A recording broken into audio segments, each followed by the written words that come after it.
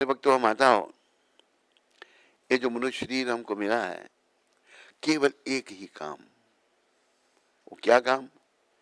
कृष्ण भजन, कृष्ण भक्ति, कृष्ण नाम। इसके सिवा और हमने कुछ नहीं करना यहाँ पर।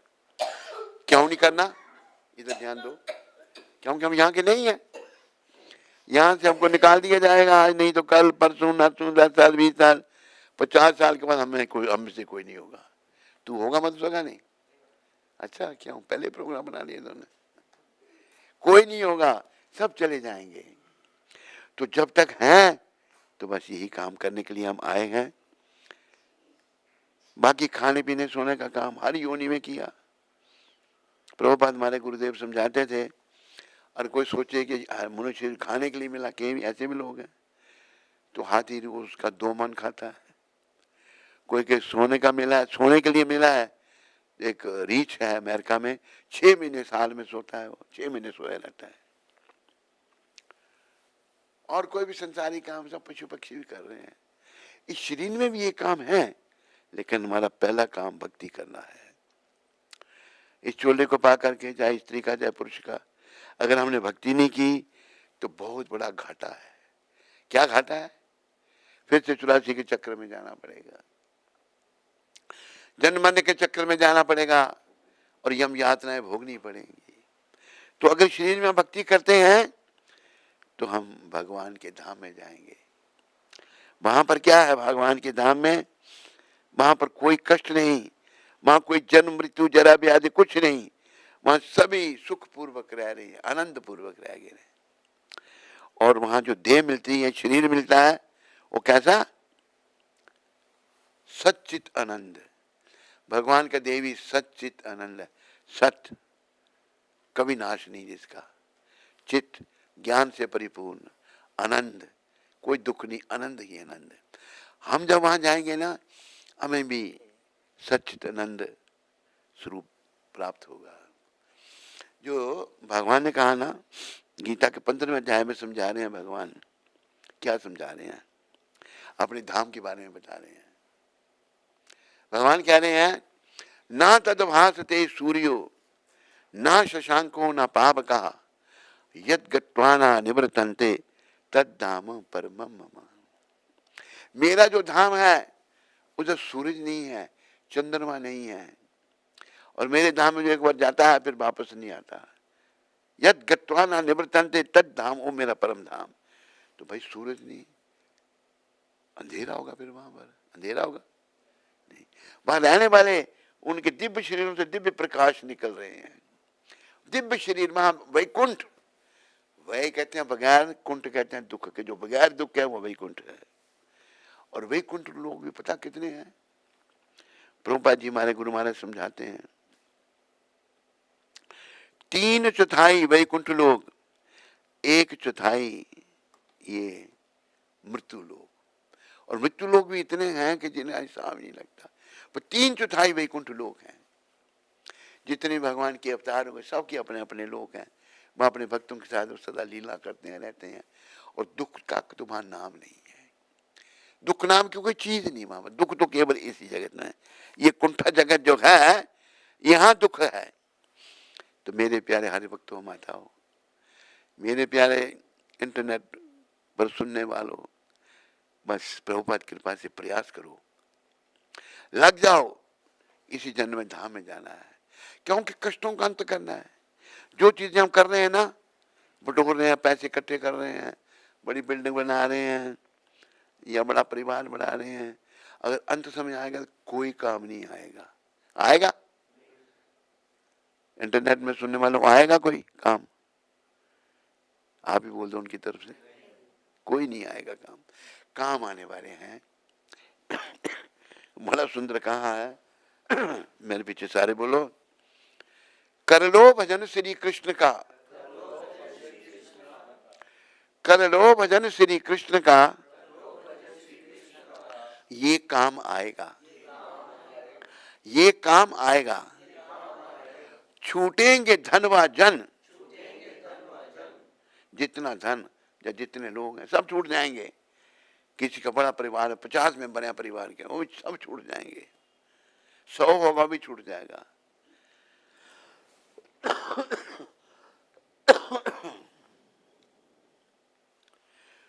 छूटेंगे धन व जन, मगर ये साथ जाएगा। तो साथ जाने वाला कृष्ण भजन है, कृष्ण नाम है। अगर हम पूर्ण रूप से शुद्ध हो गए तो कृष्ण भगवान के दर्शन भी हो जाएंगे। देखो भगवान परम शुद्ध हैं। इस समय हम सब अशुद्धि की अवस्था में हैं, शुद्ध नहीं है। क्या अशुद्धि? काम, क्रोध, मोह, लोभ, अहंकार, मद, मत्सर, ईर्ष्या, दंभ, कपट, अभिमान, ये सब भरे पड़े हम। इनसे मुक्त होना है। कैसे मुक्त हो जाएगा? केवल कहीं को लगता हम हो ही नहीं सकते। जैसे एक पंडित, ज्ञानी पंडित ब्याह शादी करा था, तो मैंने कहा इस जन्म में धाम में कैसे जाएंगे, कौन जाएगा? मतलब कोई आशा नहीं। अरे सब जा सकते हैं। 4 युग गए, सतयुग, त्रेता, द्वापर, कलयुग। चारों युगों में भगवान आते हैं। सतयुग में हंस भगवान आए, त्रेता युग में राम भगवान, द्वापर युग में कृष्ण भगवान और कलयुग में चैतन्य भगवान। ये जो हरे कृष्ण दोनों आज पूरी दुनिया में छाया हुआ है, ये चैतन्य भगवान की देन है। 500 साल पहले चैतन्य भगवान बंग देश में, बंगाल में प्रकट हुए। बड़ी लीलाएं की उन्होंने, बहुत कुछ किया, बड़े दुष्टों का दमन भी किया, भक्ति का प्रचार किया भगवान ने। अपनी आचार्य प्रभु जीवने सिखाए। अपने चरण से भगवान लोगों को भक्ति करना सिखा रहे हैं। कैसे भक्ति की जाती है भगवान सिखा रहे हैं। तो भगवान ने उस समय ये भविष्यवाणी की थी। क्या भविष्यवाणी की थी?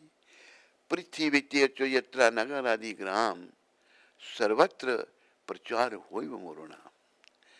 स्वयं कृष्ण अपने भक्त के रूप में है। वो दुनिया में जितने नगर ग्राम हैं सभी मेरे नाम का, मेरे उन्हीं के नाम का। वही कृष्ण है, वही राम, वही चैतन्य। सर्वत्र प्रचार होए वो मोरो नाम, मेरे नाम का। आज सारी दुनिया में हो रहा है। हमें गंभीर बनना है भक्ति में।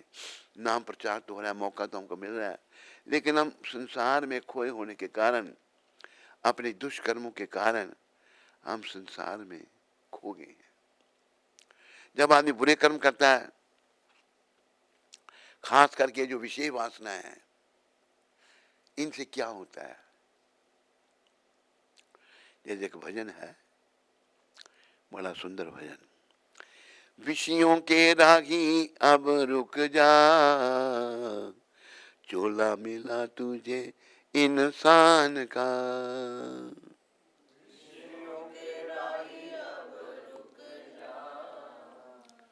चोला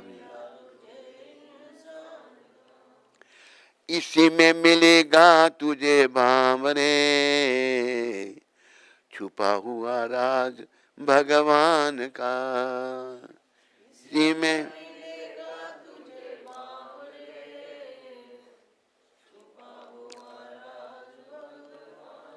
लेखक कोई बड़े अच्छे भक्त हैं, नाम तो उन्होंने अपना बताया नहीं भजन में। कहते ये प्राणी, ये विषयों की पीछे लगे हुए व्यक्ति, तुम भी रुक जा। विषयों का सेवन करने वाले भी रुक जा। ये तो मनुष्य का चोला मिला है। क्योंकि ये तूने विषयों का पशु पक्षी की योनि में भोग किया। माँ माँ बहन बेटी का कोई भेदभाव नहीं। विषय तो पशु पक्षियों के शरीर में है, लेकिन अभी तू रुक जा, ये तो मनुष्य का चोला मिला है। इस चोले में क्या होगा? पागल, बामरे मतलब पागल।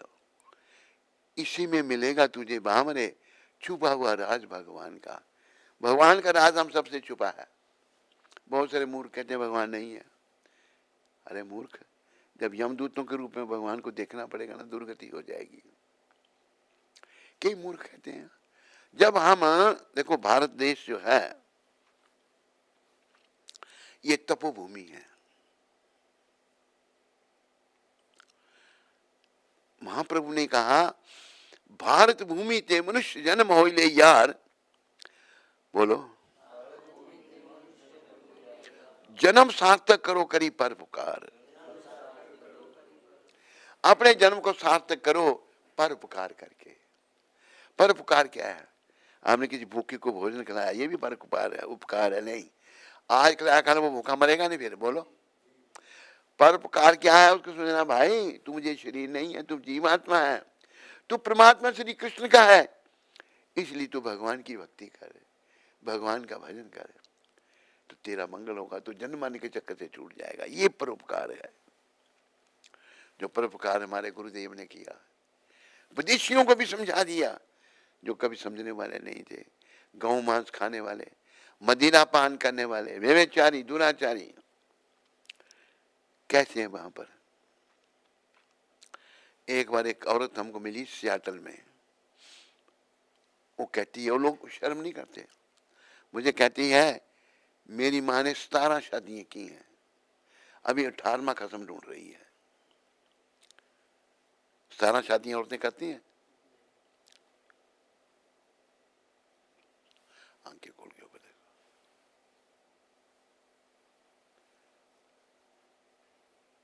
उठ जाओ, हाथ निकाल दो जेब से, खड़े हो जाओ। तो मैं शिकागो में था, वहां घर में सत्संग कर रहा था, तो मैंने कैसे देश में तुम रहते हो? एक औरत ने मुझे ये कहा, उसकी माँ ने 17 शादियां की हैं। वो कहते हैं, स्वामी जी जिनके घर में सत्संग था, आपकी ये सूचना पुरानी है, अभी जो लेटेस्ट अभी की जो सूचना वो क्या है, एलिजाबेथ टेलर ने 27 शादियां की हैं। कितनी? और 28वां खत्म ढूंढ रही है। ये वहां का हाल है। ये जानवरों से भी बदतर काम है या नहीं है? बोलो। प्रभुपाद जी ने उनको भी बदल दिया है, वो भी आत्मा है, पशु के शरीर में भी आत्मा है। और हमारे भगवान चैतन्य महाप्रभु जो है, इधर विराजमान है, उधर उनका चित्र है। ये सब अपना उड़ीसा से, जगन्नाथपुरी से, बिहार के जंगलों से आ रहे थे वृंदावन, झारखंड, बिहार भी झारखंड में उधर ही है ना, है? हाँ, झारखंड के जंगलों से आ रहे थे, तो भगवान हमें भक्ति सिखाने आया। सदा कीर्तन करते थे भगवान चैतन्य महाप्रभु। तो जंगली जानवरों के कानों में जब भगवान के द्वारा कीर्तन की आवाज पड़ती, वो भी कीर्तन करने लग पड़ते। उनके साथ एक बलभद्र भट्टाचार्य थे, भगवान के सेवक। भगवान भाव विभोर रहते थे सदा, और भाव से ही भगवान मिलते हैं, वो महाप्रभु ने सिखाया। भगवान भाव में जा रहे हैं, एक टाइगर, एक वाघ वो बैठा है, कोई मंद बुद्धि होगा बेचारा, बाकी नाचने की तो वो बैठा है। पीछे से भट्टाचार्य चिल्लाए, महाप्रभु आपके आगे बाघ है। बाघ तो आक्रमण करता है, खा जाता है आदमी को। भगवान जाकर उससे ही टकराए, बाघ को जैसे स्पर्श हुआ महाप्रभु का, और पिछली टांगों में खड़ा होकर कीर्तन करने लग पड़ा। ये हमारे महाप्रभु में, पशु पक्षियों से भी उन्होंने कीर्तन करवाया। तो उन्होंने भविष्यवाणी की थी, पृथ्वी में जितने ग्राम है सभी मेरे नाम का प्रचार होगा। प्रचार हो रहा है। अभी हमने नाम को बड़े गंभीरता से लेना है, काम चलाऊ नाम नहीं लेना, बड़े भाव से। कोई भी जब काम हम करते हैं, भाव से काम करते हैं। जिनसे बड़ा प्रेम है, पत्नी से अगर प्रेम है तो बड़े भाव से बात करते हैं, पति से प्रेम है तो बड़े भाव से पत्नी बात करती है, बच्चों से प्रेम है तो बड़े भाव से। ये भाव हमें भगवान की तरफ लाना है, कृष्ण की तरफ लाना है, और अपने जीवन को सफल बनाना है। लेकिन हमें समझ क्यों नहीं आ रही? ये विषय विकारों के कारण है। विषय विकारों का त्याग करना है और भगवान की शरण में आना है। क्योंकि शरीर में विषयों को भोगने में लग गए तो फिर जिस काम के लिए शरीर भगवान ने दिया था वो काम किया। इस काम से भगवान क्या कहते हैं गीता के 9वें अध्याय में, मन मना भव मद भक्तो मध्याजी माम नमस्करु मामे वेशस्य युक्तावेव मत मानम मत परायणा। मेरे भक्त बनो। मेरे हमारे पिता हैं कृष्ण, सबके पिता हैं। पिता जैसे पुत्र को कहता है ना, बेटा मेरी आज्ञा का पालन करो, कहता नहीं कहता है? परम पिता इसी प्रकार अपने बच्चों, हम सब उनके बच्चे हैं, हमने उनको बुला दिया पर उन्होंने नहीं बुलाया। भगवान कहते हैं कि मेरी शरण में आओ। सर्व कई प्रकार के तूने धर्म बना लिए, सर्व धर्मान परित्यज्य माम एकम शरण, मेरी एक ही शरण, एक एकम अकेला ईश्वर कृष्ण और सब प्रत्यय, नियंता बड़े सब कृष्ण है खाली, बाकी सब उनके सेवक हैं, चाहे वो शिव हैं या ब्रह्मा हैं, इंद्र हैं, चंद्र हैं, गणपति हैं, कोई भी है, सब भगवान के सेवक हैं। तो हमने जो भगवान के सेवकों को भी प्रणाम करना है। अगर कोई किसी भगवान के सेवक क्या भक्त हैं, उनको ये कहना हमें कृष्ण भक्ति दो, उनकी कृपा से भी कृष्ण की शरण में आना है। अभी जैसे गोपियां थी, गोपियां बहुत बड़ी भक्त हुई भगवान की, हुई या नहीं हुई? गोपियों का नाम बहुत बड़ा है। और भगवान ने, जब भगवान वृंदावन से मथुरा जा रहे थे,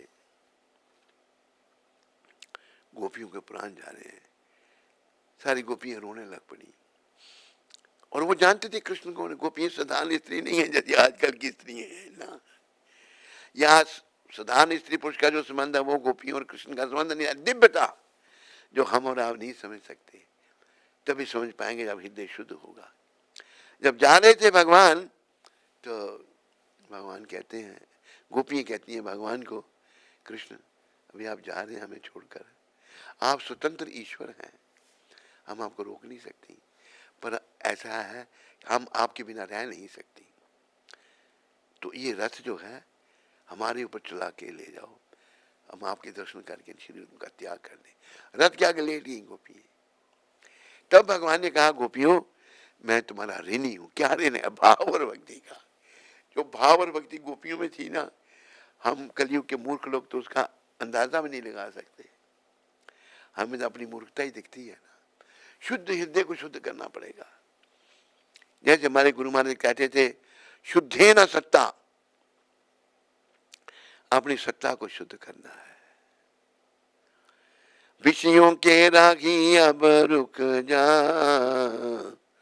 चोला मिला तुझे इंसान का। विषयों के रागी अब रुक जा, चोला मिला तुझे इंसान का। इसी में मिलेगा तुझे बांवरे, छुपा हुआ राज भगवान का।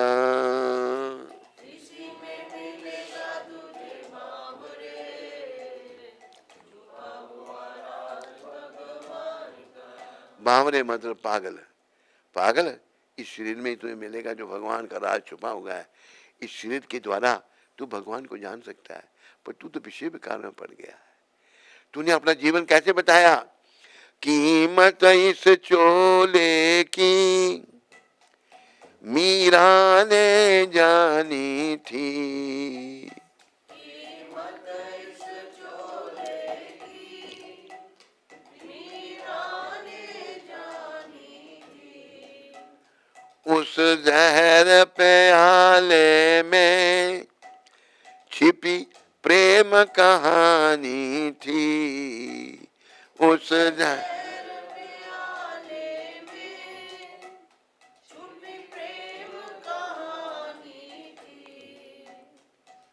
सारे संसार को दिखा दिया, नाग में नजारा घन श्याम का, साग दिखा दिया, नाग में नजारा घन। इसी में मिलेगा तुझे बांवरे, छुपा हुआ राज भगवान का। इसी में मिलेगा तुझे बांवरे, छुपा हुआ राज भगवान का। देखो, एक स्त्री चोला मीरा जी का राज परिवार से भक्ति में लग गई। कैसे भक्ति में लगी, संक्षेप में मैं थोड़ा सा कहूँगा। एक बार मीरा जी के महल घर से बारात जा रही थी। मीरा जी छोटी थी, बच्ची थी, तो देखने लगी सब ध्यान से। माँ को पूछती, माँ ये कौन है, घोड़ी पर कौन बैठा है? कि बेटी ये दूल्हा है। कहाँ जा रहा है? दुल्हन को ब्याहने। बच्चा कहते मेरा दूल्हा कहाँ है? माँ क्या कहे, बच्चा है वो। मीरा जी बच्चे के रूप में थी। कहते बेटी तेरा दूल्हा भगवान कृष्ण है। बस उन्होंने मान ली, इतनी बार उन्होंने कहा दूल्हा कृष्ण है, और बस कृष्ण की भक्ति में इसी बात से लग गई, वो मेरे पति कृष्ण है। पर एक दिन वो सोचती हैं, मैंने तो कृष्ण को अपना पति बनाया है, उन्होंने मुझे अपनी पत्नी स्वीकार किया या नहीं किया? उनको सपना आया रात को कि भगवान बरात लेके आए और मीरा जी से विवाह करते हैं। फिर समझ गई।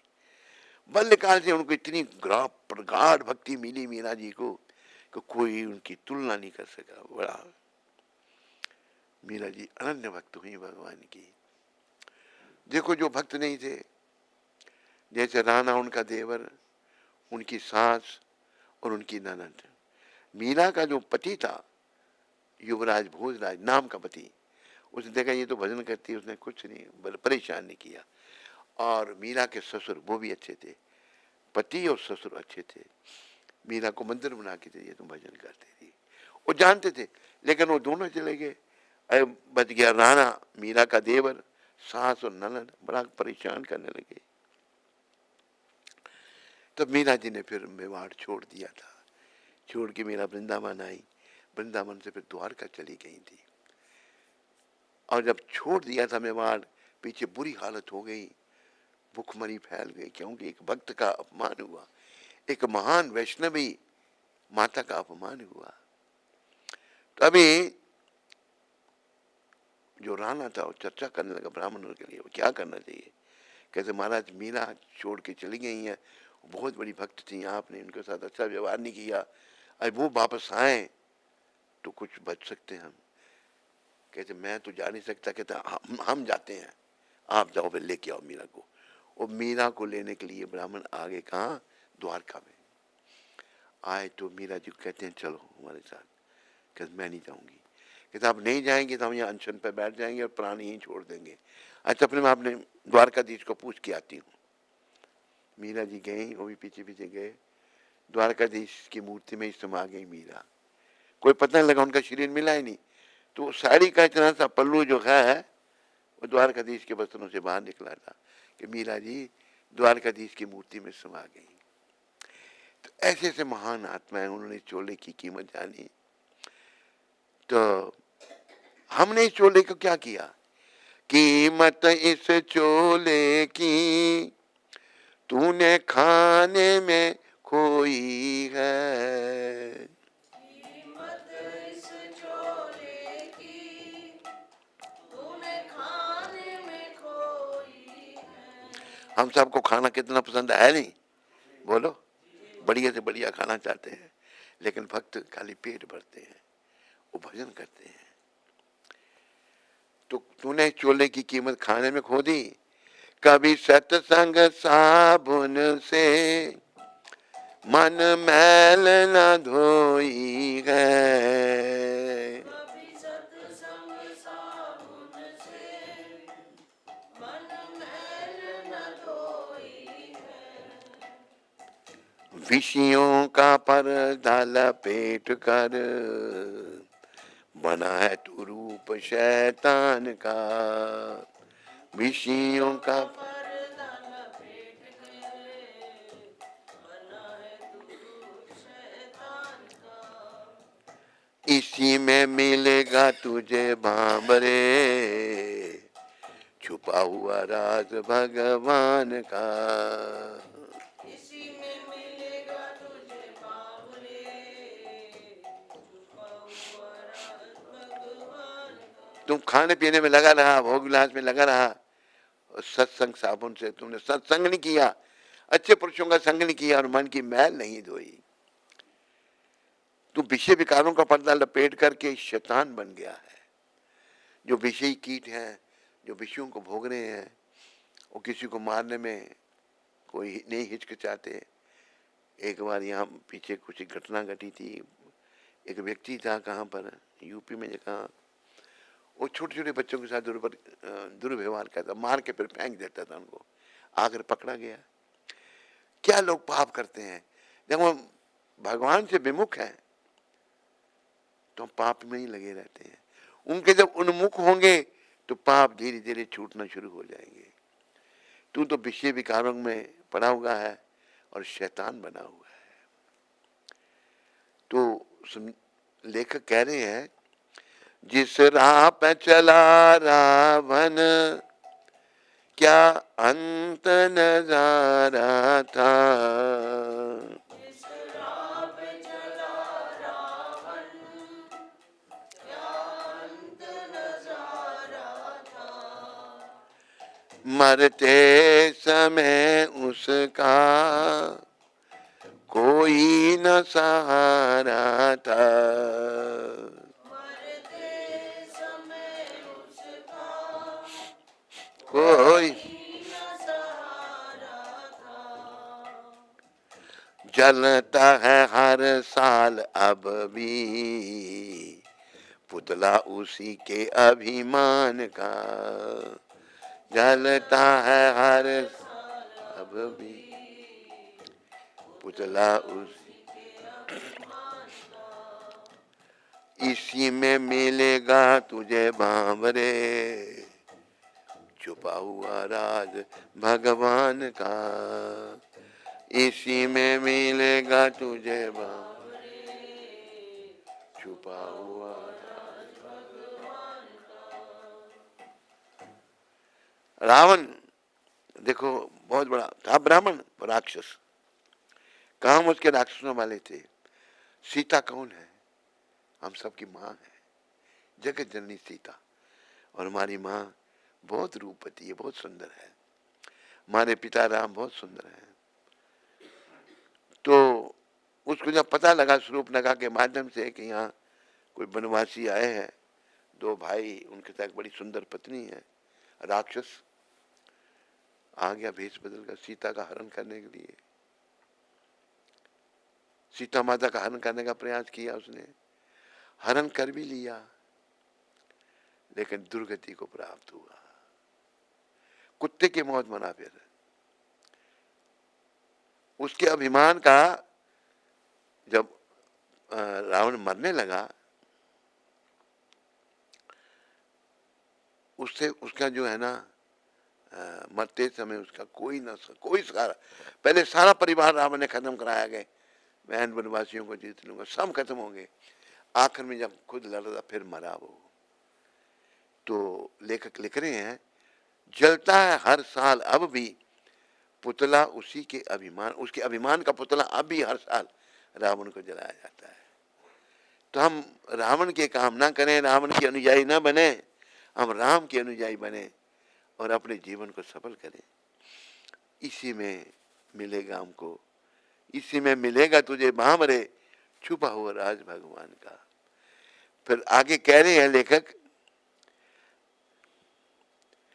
ऐ राही संभल जा अब ये दुनिया फानी है। राही संभल जा अब ये दुनिया फानी है। राही का मतलब सफर करने वाले। ये सफर करने वाले अभी समझ जाए तुम, हम सफर कर रहे हैं जन्माने के चक्र में। ये दुनिया नश्वर है, सब कुछ यहाँ नश्वर है या नहीं है? पर समझ किसी को नहीं आता है। आता किसी को समझ नहीं आता? आता है? कहाँ आता है? नहीं आता है। ये कहता आता है।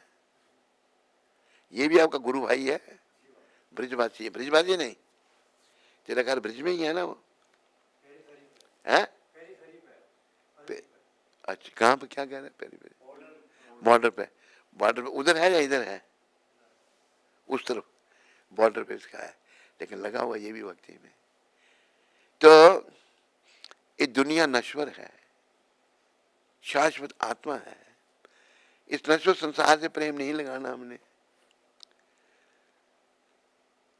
ये नश्वर दुनिया जो है संसार में रह जाती कर्मों की कहानी है। संसार में रह जाती हे सफर करने वाले तू समझ, ये दुनिया नश्वर है। अगर हमें ये समझ आया ना ये दुनिया नश्वर है, हम तो बुरे कर्म नहीं करें। समझ आती है डॉक्टर? क्या इन जनरल लोगों को समझ नहीं आती? आती है? हाँ। क्यों? मोह माए पड़े हैं, विषय विकारों में पड़े हैं। संसार में रह जाती कर्मों की कहानी है। फिर लेखक लिख रहे हैं, पल्ला पकड़ लेना दान रे अर्जुन के रथ बान का, पल्ला पकड़ लेना दान अर्जुन के रथ। हे नादान, हे मूर्ख, तू भगवान का पल्ला पकड़ ले, ये कपड़ा बस वो तुम्हें पार कर देंगे। यानी कि अर्जुन का जन्म रथ चलाया, कहते कितने दयालु भगवान है, सारथी बन गए। अरे त्रिलोकीनाथ जो मालिक सब के स्वामी हैं, वो ड्राइवर बने। ड्राइवर बनना कोई बड़ी बात है? छोटी बात है। लेकिन अर्जुन उनके भक्त हैं, इसलिए भक्त के लिए वो कुछ भी कर देते हैं। इसलिए हमें बनना है तो केवल भक्त बनना और कुछ नहीं बनना। क्या बनना है? केवल भक्ति करता है सेवा, सेवा करता है भक्ति श्री कृष्ण की। भक्ति करती कृष्ण की सेवा, बस तन मन धन से लग जाना है। अगर हृदय से लगने में हम सफल हो गए ना तो भैया जन्म सफल हो जाएगा। अगर हिचकिचाते रहे फिर जन्म लेना पड़ेगा, बहुत दुखदाई है। अंतिम समय में यमदूत जब आएंगे, कल कितने कह रहे थे यमदूत, जब कल उधर किसने कहा 40,000 किसने उधर कहा था, है नोएडा में, कि 40,000 बिच्छू एक साथ काटे हैं।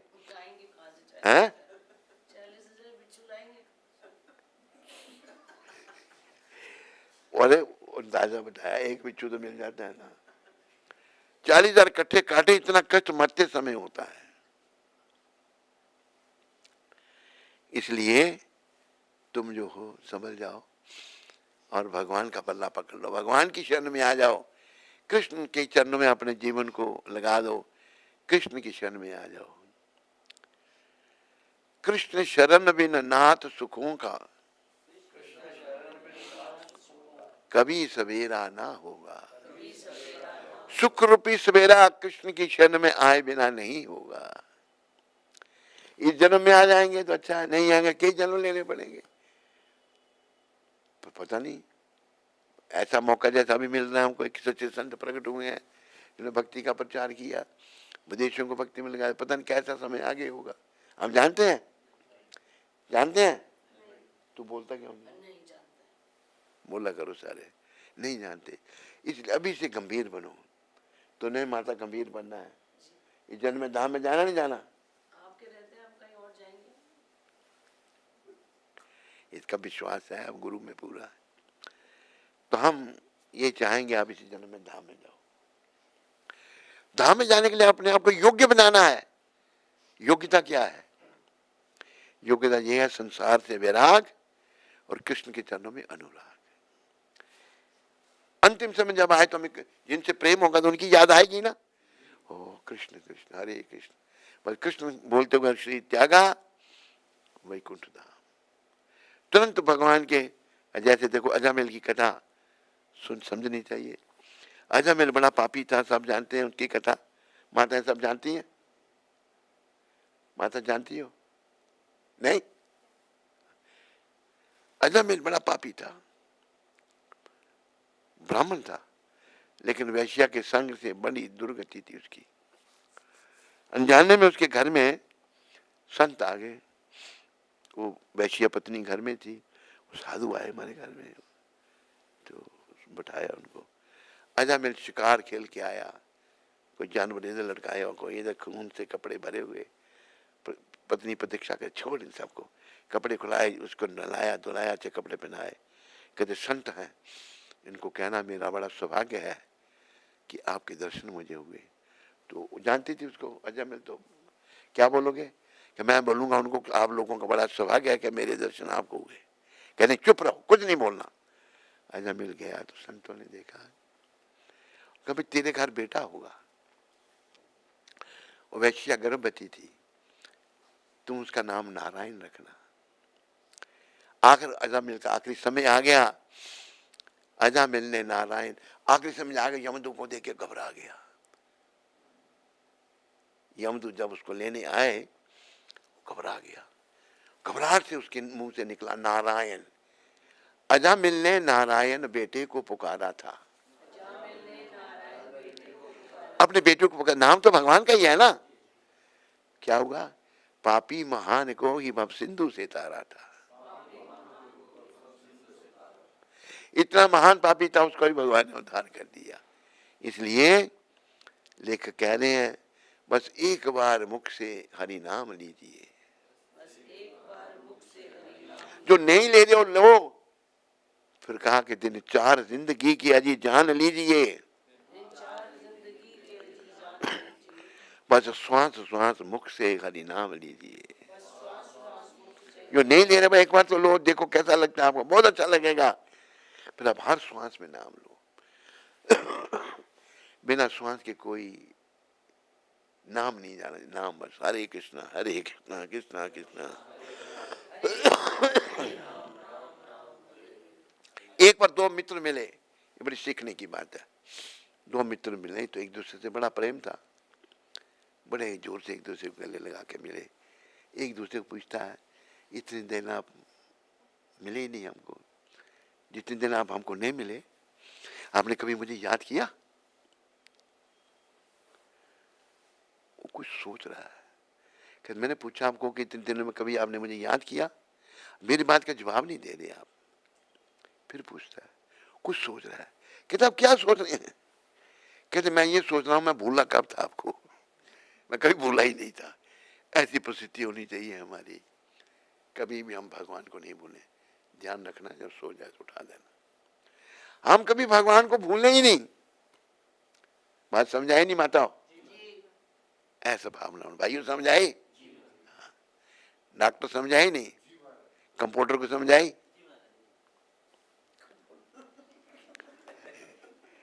पुत्र को समझाई? इतना नाम लो, बस मन लगाना है नाम में। कलयुग के जो नाम प्रचार करने वाले भगवान स्वयं चैतन्य महाप्रभु हैं, कृष्ण चैतन्य महाप्रभु, वो क्या कह रहे हैं? उठी ते बैसी थे, खाई ते शुई थे, यथा तथा नाम ले।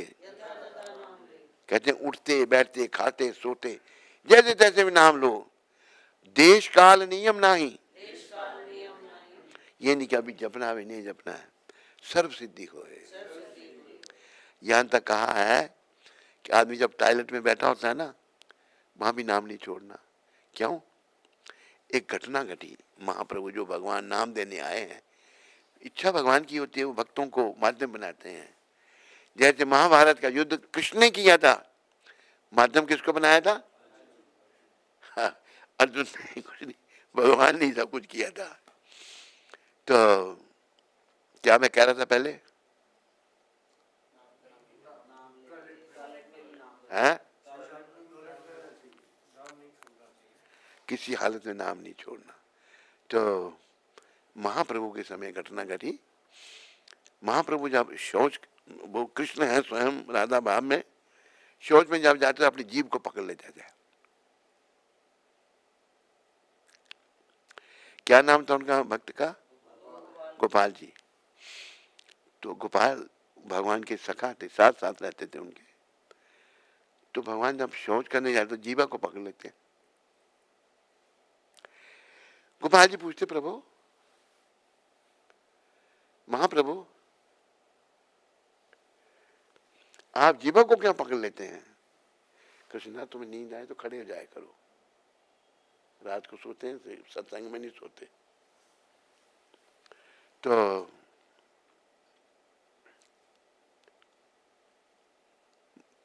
गोपाल, मेरे जीवों को नाम लेने की आदत है, ये शिक्षा है। भगवान हर समय नाम लेते रहते हैं, अपना ही नाम ले, हमें लेना चाहिए उनका नाम, हमें भक्त के रूप में शिक्षा दे रहे हैं। तो मेरी जीवा को नाम लेने की आदत है। पर गंदी जगह हम जहाँ बैठे हैं शौच के लिए, वहाँ तो नाम नहीं लेना चाहिए। गोपाल जी कहते हैं महाप्रभु, वहाँ गंदी जगह बैठे किसी के प्राण निकल जाए तो वो तो नरक में जाएगा, भगवान का नाम नहीं। भगवान ने झट गले लगा लिया, भगवान गोपाल तू मेरा गुरु, उनका नाम फिर पड़ा गोपाल गुरु। बोलो गोपाल गुरु जी महाराज की। असल में इच्छा भगवान की थी ये, पर भक्त को माध्यम बनाया। कहीं भी नाम नहीं छोड़ना। कई लोग टॉयलेट में बाथरूम में मर जाते हैं, मरते नहीं मरते, तो नाम आप हर जगह ले सकते हैं। आपको गंदी जगह है, आपको पता परमात्मा आपके हृदय में बैठे हुए हैं। आप चाहे टॉयलेट में बैठे तभी भगवान तो बैठे हुए तो हैं, उनकी अनुमति है। नाम भगवान के चरण में ध्यान नहीं छोड़ना। उधमपुर में ही एक था, टॉयलेट में बेचारे के प्राण निकल गए। उधर है उषा माता के हस्बैंड, उषा का हस्बैंड जो बक्से वाली थी ना, बक्सा बनाती थी, शीलू माता की बहन का बेटा, शीलामती बहन का बेटा टॉयलेट में मरा। टॉयलेट में मर गया बेचारा। तो कहीं भी, मैं उधर कनाडा में था, वहाँ अलूवालिया नाम का टॉयलेट में गया, आया नहीं बाहर, घंटा हो गया, दरवाजा ठटखड़ाया नहीं, दरवाजा तोड़ा तो टॉयलेट पर मरा पड़ा था वो। मर जाते हैं लोग, इसलिए नाम को नहीं छोड़ना। बस प्रभुपाद कहते थे हमारा आंदोलन आत्माओं को बचाना है। अंग्रेजी में कहा गुरुदेव ने, our mission is to save the souls. तो आत्मा कैसे बचेंगी? जब परमात्मा श्री कृष्ण की शरण में आएंगी। जब परमात्मा श्री कृष्ण की शरण में हम आ जाएंगे, उनके हाथ में अपने जीवन की डोरी सौंप देंगे, तभी बचेंगे। बिल्कुल भगवान पर निर्भर हो जाएंगे। आओ थोड़ी प्रैक्टिस करें। दीना बंधु दीनानाथ, मेरी डोरी तेरे हाथ।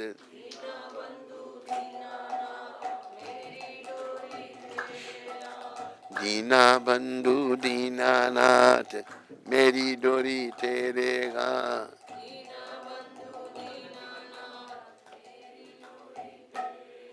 है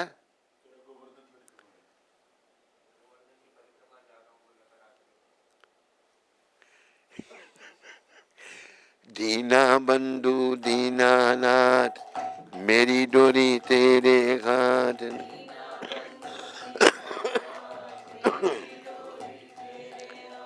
जय गोविंद जय गोपाल, मेरी डोरी तेरे हाथ।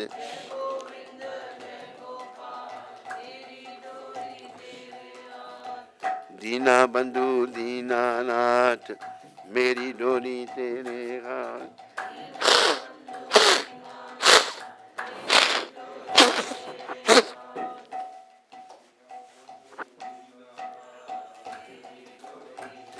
बोलो बोल दो, शाबाश।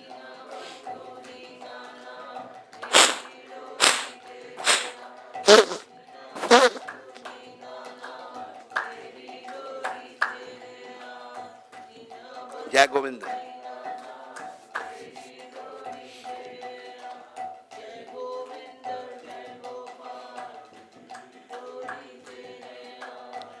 जय गोविंद जय गोपाल।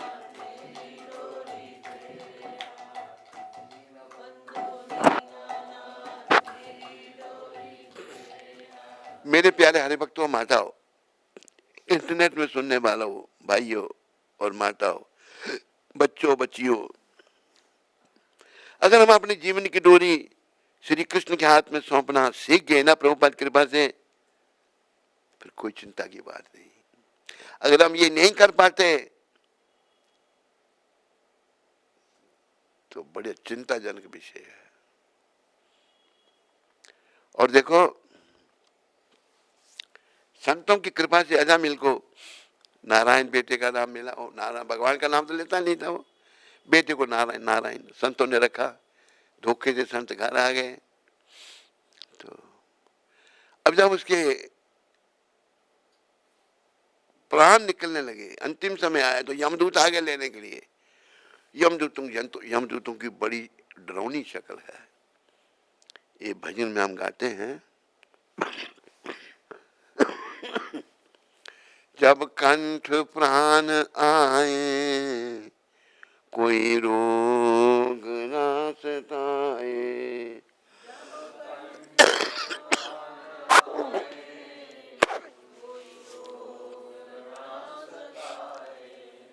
यम दर्श ना दिखाए, जब प्राण तन से निकले। जब दर्श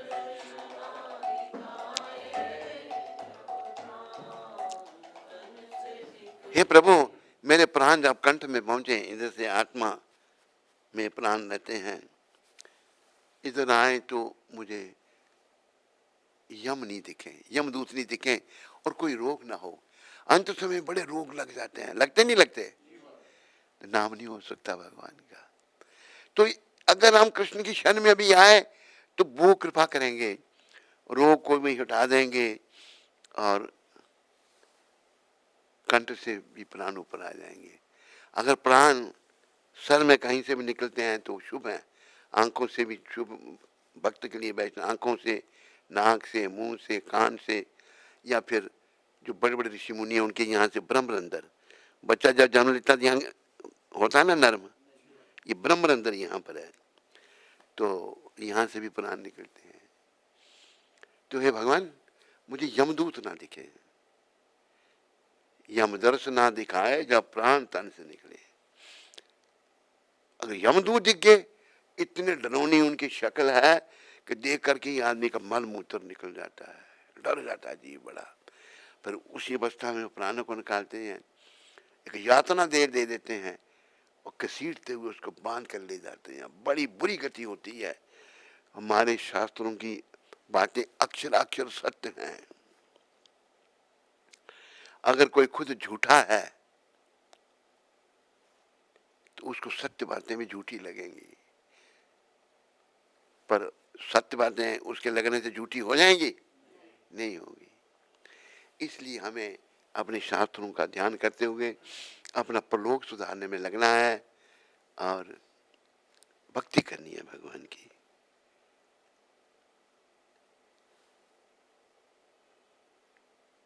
जब कंठ प्राण आए, कोई रोग ना सताए, यम दर्श ना दिखाए, यम दूत नहीं दिखे, जब प्राण तन से निकले। तेरा नाम निकले मुख से, हे प्रभु आपका नाम मेरे मुख से निकले, मेरे प्राण निकले सुख से। अगर भगवान का नाम निकलेगा ना मुंह से तो आराम से प्राण निकलेंगे, नहीं तो नहीं। आपने किसी को मरते देखा? तड़पते हैं नहीं? हाँ, प्राण नहीं निकल रहे। तेरा नाम निकले मुख से, मेरे प्राण निकले सुख से। बच जाऊं घोर दुख से, हे कृष्ण मैं घोर दुख से बच जाऊं जब प्राण तन से निकले। और आप कैसे हो? पीतांबरी कसी हो, अपने पीतांबर बांधा हो, मुख पे कुछ हंसी हो, आप हंस रहे हो प्रभु। यह छवि मेरे मन बसी हो, मेरे मन में आपकी हंसने वाली छवि कृष्ण भगवान बसी हो जब प्राण तन से निकले। फिर प्रार्थना कर रहे हैं, आना अवश्य आना, राधा को साथ लाना। मैया वैसे साथ ही रहती है भगवान के, राधा कृष्ण। राधा को साथ लाना, आकर दर्श दिखाना जब प्राण तन से निकले। प्रभु आकर के दर्श दिखाना जब मेरे प्राण निकले। फिर आगे कर उसको, इसको इधर ही कर दिया ना, मैं खुद ही कर लूंगा, उसको कर देंगे। फिर क्या कह रहे हैं भक्त, क्या कह रहे हैं? नापाक मेरे तन को हरि हाथ ना लगाना। हे हरि, हे कृष्ण, हे कष्टों को हरने वाले हरि, मेरे तन को हाथ नहीं लगाना, चरणों की ठोकरों से गंगा में फेंक देना। चरणों की ठोकरें मारना और गंगा में फेंक देना, यही दास की अरज है, मानो तो क्या फर्ज हरज है। दास की ये प्रार्थना है प्रभु, अगर आप मान भी लेंगे हर्जा भी क्या है इसमें, कुछ आपका फर्ज है जब प्राण तन से निकले। भक्त भगवान को अपना फर्ज सिखा रहा है, भगवान तो सब जानते हैं, कुछ आपका भी फर्ज है जब प्राण तन से निकले। इतना तो करना स्वामी, जब प्राण तन से निकले, गोविंद नाम लेकर मेरे प्राण तन से निकले। मेरे प्यारे हरिभक्तों माताओं, ये जीवन की सफलता है। अगर तो अंत में नाम तभी आएगा जब जीवन काल में हमने अभ्यास किया होगा। इसलिए महाप्रभु कली पावन अवतार कहते हैं, उठी थे बैसी थे खाई थे सुई थे, उठते बैठते खाते सोते यथा तथा नाम ले, जैसे नाम जपो। आपके टाइम नहीं है पर उठते बैठते जपो नाम, किसी भी हालत में आप नाम जपो। देश काल नियम नहीं, कोई देश काल नियम नहीं, अभी जपना अभी नहीं जपना है। सर्व सिद्धि हो, सब सिद्धि होंगी। सबसे बड़ी सिद्धि ये होगी कि भगवान मिल जाएंगे। आज श्री कृष्ण माधुर्य उत्सव है। क्या इसके उत्सव के बारे में तेरे पास है? आज कृष्ण माधुर्य उत्सव जो है उसके बारे में कुछ हम पढ़ते हैं। क्या उत्सव है? कृष्ण माधुर्य उत्सव।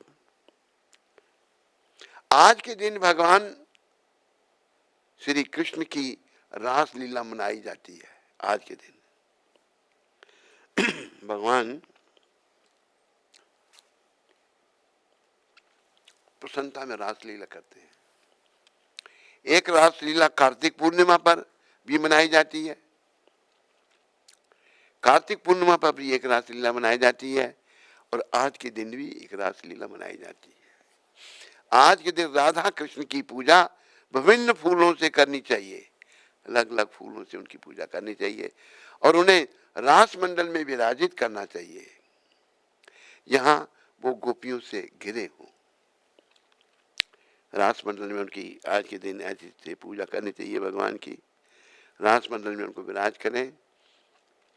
रास लीला भगवान की बड़ी अति उत्तम लीला है, पर उसकी दर्शन कब हो सकते हैं हमको, जब हम शुद्ध हो जाएं। रासलीला का एक मुझे प्रसंग याद आया। नरसिंह मेहता थे। नरसिंह मेहता गुजरात में हुए, बहुत बड़े भक्त थे। तो नरसिंह मेहता, उनका एक भाई था, वो राज दरबार में कोई काम करता था। उसकी जो पत्नी थी बड़ी बुरे स्वभाव की थी। वो एक नरसिंह मेहता जी कहीं बाहर से आए, कहा भाभी पानी पिलाना। हाँ, बड़ा काम करके आए ना, पानी पी, खुद भी पानी। बड़ा उल्टा सीधा बोलना। नरसिंह जी को बड़ा बुरा लगा। घर छोड़ के चले गए बेचारे, जंगल में चले गए। जंगल में क्या था, एक पुराना कोई टूटा हुआ शिवाला था। शिव शंकर के लिंग को पकड़ के बाजू 7 दिन तक पड़े रहे उधर ही। तो 7 दिन के बाद शिव जी सोचते हैं, कोई किसी के द्वार पर एक दिन के लिए जाता है तो उसको उसका ध्यान करते हैं। 7 दिन के लिए मेरे द्वार पे आया है। शंकर भगवान प्रकट हो गए। कहा क्या चाहिए तुम्हें, वर मांगो। कि जो आपको अच्छा लगता है वो दे दो। नरसिंह जी ने कहा। तो भगवान के शंकर भगवान कहते हैं, मुझे तो भगवान की रास लीला अच्छी लगती है। कहते पर वही दिखा दो। चलो फिर तुम्हें देह बदलने पड़ेंगे, जो कुछ कहो मैं करूंगा। स्त्री देह में वहां जाना पड़ेगा। नरसिंह मेहता भी स्त्री देह में हो गए। भगवान ने भी गे पहुंच गए रास मंडल में। देख रहे हैं, बड़ा अच्छा लगा उनको। भगवान ने रास करते देख लिया। आज शंकर भगवान किसी नई गोपी को लेके आए हैं। रात के बाद भगवान हाल चाल पूछते हैं, उनकी बातचीत करते हैं शंकर भगवान से। उनको ये मेरे द्वार पर पड़ा था, इसने ये मांगा तो मैंने, इतने रास लीला के दर्शन तो मैंने कराए। तो अभी बोलता अच्छा हम जाते हैं। वो नरसिंह मेहता कहते हैं, वहां नीचे जाके मैंने क्या करना, मैं यहीं रहूंगा। यहाँ आप तुम जाओ, जब भी हमें याद करोगे हम तुम्हारे पास आएंगे। भगवान ने आश्वासन दिया। नरसिंह मेहता फिर बहुत बड़े भक्त हुए भगवान के। और जब भी भगवान को याद करते भगवान आ जाते थे। उनके जीवन की बहुत सारी कथाएं हैं। उनका जो भाई और भाभी जो थे, वो भाई बड़ा कुछ कर्मचारी था राज दरबार में, उसकी पत्नी बड़ी छठी फूकी थी। तो बड़ी बहुत लीलाएं उन्होंने की। नरसिंह जी जब भगवान के गले में माला डालते थे और भगवान के जब कीर्तन करते थे, जब भगवान के गुणगान करते तो माला टूट जाकर गिर जाती थी नीचे। आशीर्वाद के तौर पर भगवान माला दे देते थे। सारे पंडित इकट्ठे हो गए, कहते ये पखंडी है, टूटे अपने सूत के धागे की माला बनाता है, बाहर से वो टूट हो जाती है, पखंड है। वो खुद पखंडी थे सारे। राजा को शिकायत की। राजा की जो माँ थी उसने देखो बेटा वो जो नरसिंह मेहता है वो भक्त है, उससे कोई छेड़छाड़ नहीं करना। लेकिन ब्राह्मणों के शिकायत करने पर राजा ने नरसिंह को बुलाया, कहा कि तू जब कीर्तन करते तो भगवान की माला टूटती, कहते उनकी कृपा है, हम देखना चाहते हैं। उन्होंने बड़े पक्के धागे की, रेशमी धागे की माला परोई और भगवान को पहनाई कि सभी ये देखते हैं कैसे टूटती है। पहले वो लोग ऐसे मनगढ़ंत बात कर रहे थे कि माला कच्चे धागे की टूट जाती है, वो बात नहीं थी। अभी उन्होंने जब गाना शुरू किया, भगवान का भजन करने लगे, माला टूटने की आती भगवान के गले से निकली और उड़ती हुई यार नरसिंह जी के गले में पड़ गई। सब अबाक, भाई सिद्ध हो गया। राजा ने आके माफी मांगी, मैंने आपकी परीक्षा ली, मुझे क्षमा कर दो, मेरी माँ ने तो मुझे मना किया था। तो नरसिंह जी इतने बड़े भक्त थे भगवान के। तो हमें भक्त बनना है।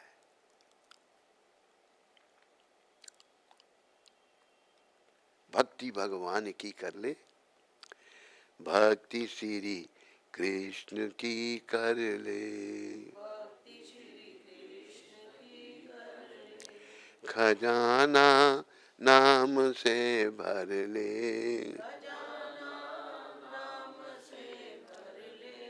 भक्ति भगवान की कर ले। क्यों करनी है भगवान की भक्ति? निकल जाएगा श्वास, निकल जाएगा जब दम, तो कौड़ी से महंगा है तन तेरा, ना कोई पास बैठेगा, ना कोई कहेगा फिर मेरा, ना कोई पानी पूछेगा, ना कोई पूछेगा खाना, कहेंगे ले चलो इसे अभी शमशान पहुंचाना। ये शरीर का अंत है नहीं है? इसलिए पर समझ नहीं आती ना। समझ कैसे आएगी? भक्ति श्री कृष्ण की कर ले, खजाना नाम से भर ले, खजाना नाम से, भक्ति भगवान की कर ले। लगा हर श्वास पर पहरा, मौत की बेखबर सुन ले, पता क्या है कौन सी सांस को तेरी मौत चुन ले। है जब तलक सांस तो चाहे तो भक्ति कर ले, भक्ति श्री कृष्ण की कर ले, खजाना नाम से भर ले, खजाना भक्ति भगवान की कर ले।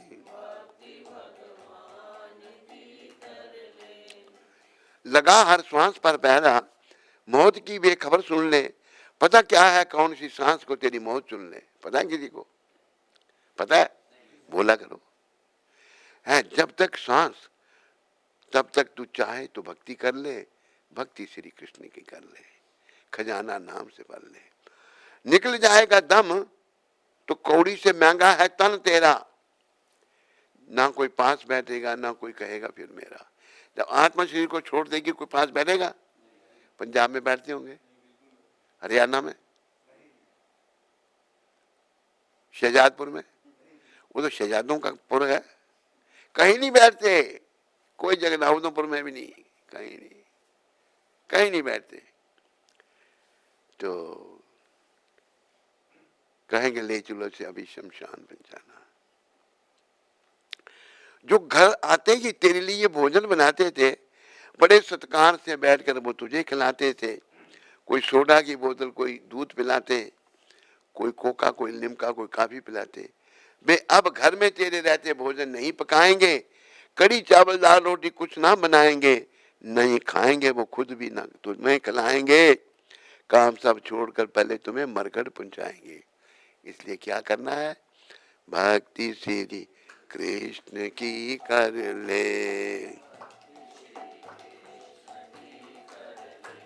खजाना नाम से भर ले। कृष्ण की भक्ति करो और नाम जपो। 16 माला प्रभुपाद जी ने अंग्रेजों को दी थी। कहूँगा अंग्रेजों के लिए 64 माला करना संभव नहीं था। भारतीयों के लिए 64 माला है। महाप्रभु के अनुयायी 64 माला करते थे। वैसे तो महाप्रभु कहते हैं नाम गाने सदा रुचि कीर्तनीय सदा हरि। सदा नाम गाने में रुचि पैदा करो, सदा कीर्तन करो।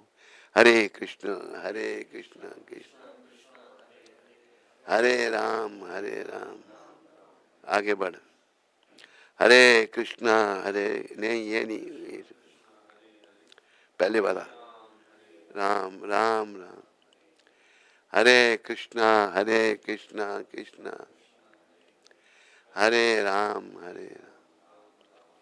आज हमारे एक बड़े महान आचार्य श्रील नरोत्तम दास ठाकुर का प्राकट्य दिवस आविर्भाव है। ये नरोत्तम जो थे राजा के बेटे थे, राजकुमार थे, लेकिन इनको राज से सुख से कोई सरोकार नहीं था।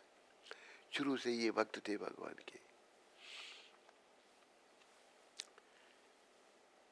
एक राजपुत्र के रूप में संभूत नरोत्तम दास ठाकुर महर्षि एक महापुरुष के समस्त शारीरिक लक्षणों से सुशोभित थे।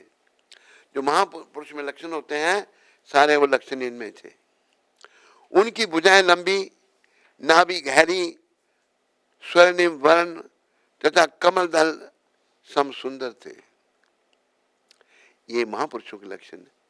नाभि गहरी और सोने जैसा रंग और कमल दल सम सुंदर थे। कमल दल बहुत सुंदर होता है।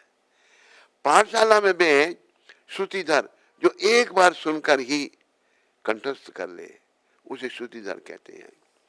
जो सुनते थे एक बार ही कंठस्थ कर लेते हो जाता था। यदि वह शीघ्र ही संस्कृत एवं वेद गोविद हो गए, वह श्री कृष्ण की सेवा हेतु ललाए थे। विद्वान बन गए लेकिन कृष्ण की सेवा की बड़ी उनको इच्छा थी। वे आजीवन ब्रह्मचारी रहे। एक राजा के पुत्र होते हुए आजीवन ब्रह्मचारी रहे। गौर निताय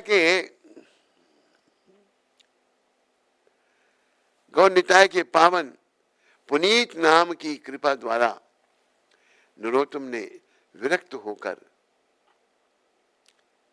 अपने समृद्ध परिवार का त्याग कर दिया। गौर भगवान और नित्यानंद भगवान के पावन पुनीत नाम की कृपा से नाम जपते थे गौर निताय का। सारा परिवार, समृद्ध परिवार त्याग दिया और वृंदावन भाग आए। यहाँ आ गए वृंदावन में। बोलो वृंदावन धाम की। उन्होंने लोकनाथ गोस्वामी से दीक्षा ग्रहण की। लोकनाथ गोस्वामी हुए हमारे एक बहुत बड़े आचार्य, उनसे दीक्षा ली। पता नहीं उस दीक्षा का वर्णन यहाँ है या नहीं है, पर मैं थोड़ा सा आपको सुनाना चाहता हूँ। इनको जब लोकनाथ जी के दर्शन हुए, इन्होंने उनके चरणों में शीश नवाया और कहा कि मुझे आपसे दीक्षा लेनी है, मैं आपका शिष्य बनना चाहता हूँ। लोकनाथ महाराज कहते हैं मैं किसी को दीक्षा नहीं देता। तो ऐसे भी हमारे आचार्य हुए जिन्होंने दीक्षा किसी को नहीं दी। लोकनाथ महाराज भी ऐसे थे। तो इन्होंने कहा अगर मैं दीक्षा लूंगा तो आपसे लूंगा और किसी से नहीं। ये वृंदावन की बात है। लोकनाथ महाराज भी वृंदावन में थे। प्रिय बंधुओं व माताओं, ये इन्होंने नरोत्तम जी ने क्या किया कि देख लिया कि दिन में पहले तो शौच क्रिया बाहर ही जाते थे, तब खुले में ही जाते थे। मेरे गुरु महाराज कहाँ जाते हैं, सारा दिन में देख लिया, गुरु जी को कुछ नहीं पता। और वो सुबह अंधेरे में जाते थे, जगह पता कर ली थी उन्होंने। जैसे वो जाते उनका मल साफ करते थे, गंदगी साफ कर देना, पानी रख देना, वहाँ पर मट्टी भी रख देना। 1 साल तक ऐसा होता रहा। 1 साल के बाद ये कौन, ये चोर है जो सेवा चुरा रहा है, मुझे पता ही नहीं उसका। 1 साल के बाद वो शौच करके छिप गए। जब सफाई करने आए, अंधेरा था, बाजू पकड़ी, कौन है तुम? आपका सेवक नरोत्तम। तुम एक मेहतर का काम कर रहा है? कहते मैं तो आपके मेहतर के भी योग्य नहीं हूँ, आप बड़े महान हैं। लोकनाथ महाराज सोच में पड़ गए। वो बड़े उच्च कोटि के वैष्णव थे, कितना प्रमाणिक शिष्य है ये, इसने मुझे गुरु बना लिया है और किसी दीक्षा नहीं लेना चाहता। उन्हें अपना वचन भंग करना पड़ा। अच्छा तेरे को मैं दीक्षा दूंगा, एक ही शिष्य बनाया उन्होंने। और लोकनाथ महाराज जो थे बड़े महान, अपने भगवान को साथ में रखते थे। यहाँ ब्रिज में इन्होंने बड़े रहे और कई ब्रिज के स्थान हमारे वैष्णवों ने, हमारे आचार्यों ने ढूंढे। नरोत्तम जी जो थे उन्होंने दीक्षा जब ली तथा श्री जीव गोस्वामी से उन्होंने गौड़ीय दर्शन की शिक्षा ली। गौड़ हमारे, हम गौड़ीय संप्रदाय हैं। हमारे संप्रदाय में भगवान प्रकट हुए श्री कृष्ण चैतन्य महाप्रभु, उनके बड़े भाई बलराम, भगवान नित्यानंद प्रभु, चैतन्य कृष्ण नित्यानंद बलराम, और अद्वैताचार्य महाविष्णु, गदाधर राधा, श्रीवास नारद, ये पंच तत्व प्रकट हुए कलयुग में और उन्होंने जीवों का उद्धार किया।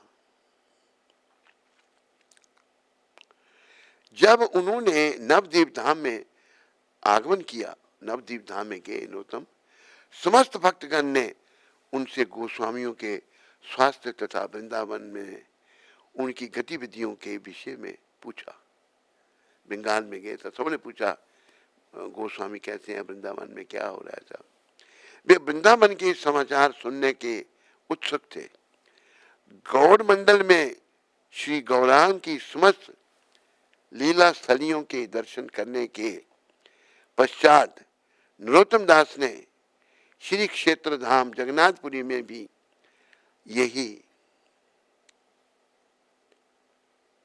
थोड़ा नीचे करना, ऊपर कर दिया, जगन्नाथपुरी में भी यही किया।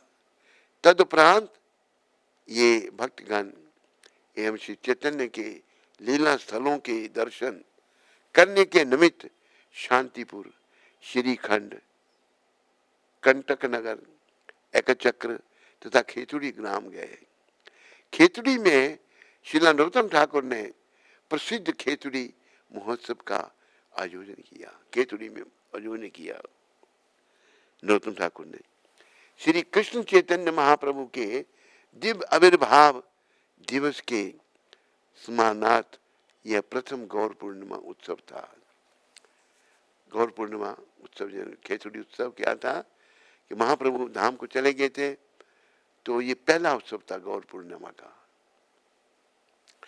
इस उत्सव के अवसर पर 6 अर्च विग्रह प्रतिष्ठापित किए गए।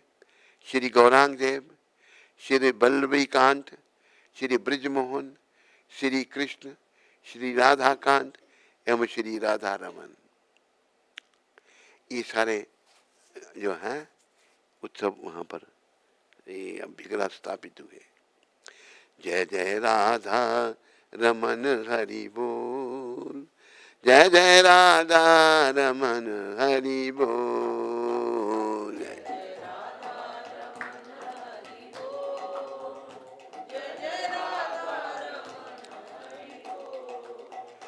जय जय राधा रमन हरि बोल, जय जय राधा रमन हरि बोल,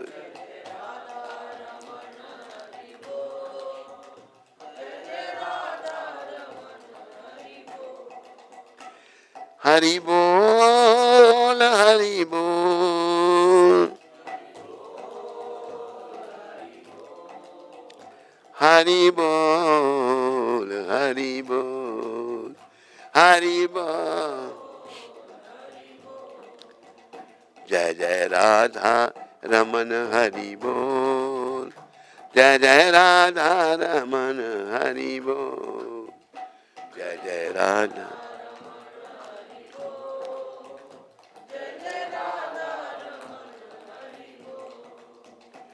हरि बोल हरि बोल, हरि बोल हरि बोल, हरि बोल हरि बोल, हरि बोल हरि बोल, हरि बोल हरि बोल, हरि। जय जय राधा रमन हरि बोल, जय जय राधा रमन हरि बोल। इसका मुंह उधर कर दे।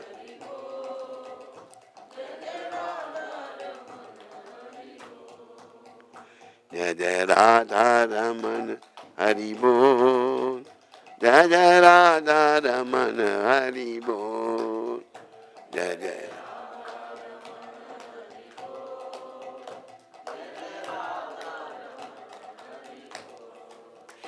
नरोत्तम ठाकुर ने श्री गौरांग देव, गौरांग भगवान के, श्री बल्लभी कांत, श्री ब्रजमोहन, श्री कृष्ण, श्री राधा कांत एवं श्री राधा रमन के विग्रहों की स्थापना की। श्रीला नरोत्तम ठाकुर ने अपनी मधुर वाणी में एक अद्भुत कीर्तन आरंभ किया। उनके कीर्तन से गगन गुंजायमान हो गया तथा भाव सिंधु में संलीन भक्तगणों ने के नेत्रों से प्रेम नीर छलक उठा, आंखों से आंसू बहने लगे। इतना दिव्य कीर्तन उन्होंने किया। भाव सिंधु में संलीन भक्तगण के नेत्रों से प्रेम नीर छलक उठा। उनके कीर्तन में स्वयं महाबदन्नाय श्री चैतन्य तथा उनके अंतरंग पार्षद प्रकट होकर उस संकीर्तन में सम्मिलित हो गए। अरे भगवान धाम में चले गए, जाके धाम से भगवान आ गए, उनके संकीर्तन में संलग्न हुए। कितने महान थे वो। शोभन श्यामल मेघमाला के मध्य मेघ ज्योति के तुल्य स्वयं श्री चैतन्य एक दिव्य प्रदर्शन द्वारा भक्त समूह में प्रकट हुए। भक्ति रत्नाकर में ये वर्णन है। यद्यपि उस समय महाप्रभु वर्षों पूर्व इस जगत से पलायन कर चुके थे, भगवान चले गए थे। अनेक भक्तगण ने विविध रूपों से महाप्रभु के दर्शन किए। इतना महान कीर्तन था नरोत्तम ठाकुर का। सब भक्तों ने जैसे जैसे उनका भाव था उस रूप में भगवान ने उनको दर्शन दिए। श्री नवद्वीप धाम वासियों ने, श्री नवद्वीप वासियों ने महाप्रभु को निमाई चंद्र अथवा विशंबर के रूप में अंतरंग ढंग से देखा, जैसा कि वह उन्हें उनकी युवावस्था में देखा करते थे। जो युवावस्था में भगवान को देखता था वैसे ही भगवान के दर्शन हो रहे हैं अभी उनको। वे भक्त जन महाप्रभु के प्रति सख्य अथवा वात्सल्य भाव में आकर्षित थे। सखा और वात्सल्य भाव में आकर्षित थे सारे भक्त भगवान। छठ गोस्वामियों के अनुयायी जो महाप्रभु को केवल एक सन्यासी के रूप में जानते थे, वे दास्य भाव में उनसे